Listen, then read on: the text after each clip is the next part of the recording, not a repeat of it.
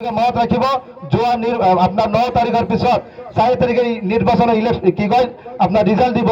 Result দেওয়ার পিছত BJP আমার 100% রঞ্জিত কুমার দাস আমার ভাই বোন অকল আপনার পিছিয়ে পিছিয়ে ধরিব কিবা কাম থাকিলে তেওঁলোকৰ কোনো কামই না থাকে।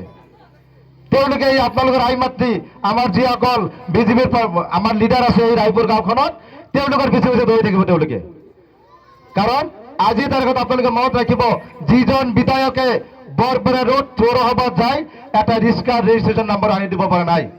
তেওঁ নিজে গৈছিলে আমার গাঁও অঞ্চলের অটোর কি কয় পিলপিল এলাক মানে নাম্বার পৌরসভার নাম্বার নোয়াকে অটো রিক্সা চলাব নিদিয়ে, পিলপিলি চলাব নিদিয়ে। তেওঁ সেই অটো রিক্সার কি কারণে পিলপিলি কি পৌরসভাত গৈছিলে যে নাম্বার দিয়ক কেইটামান পৌরসভার চেয়ারম্যান তাতে তেওঁক এটাই পিলপিলি কাগজে দিয়া নাই।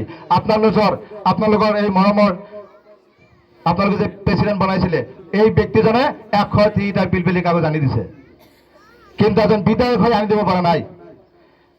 সেই মানুষের সতীনের পোলারে সম্পত্তি আপনারা বেশি দিবেন না আপনার নিজের পোলারে সম্পত্তি বেশি দিবেন?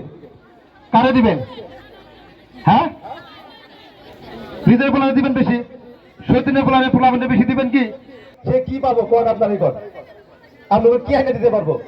একটা শুনেন, একটা এমএলএ রানিং সরকারের পক্ষে যে এমএলএ থাকে সে পায় আপনার 40 কিলোমিটার রাস্তা, আর যে বিরোধী পক্ষের এমএলএ থাকে সে পায় মাত্র 10 কিলোমিটার রাস্তা।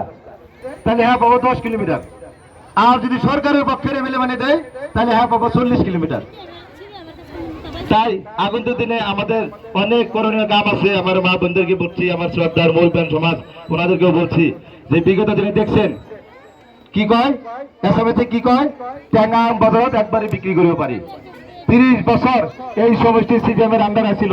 30 বছরের মধ্যে বেকির পোপার কি কি কাজ হয়েছে কেউ কইতে পারবেন?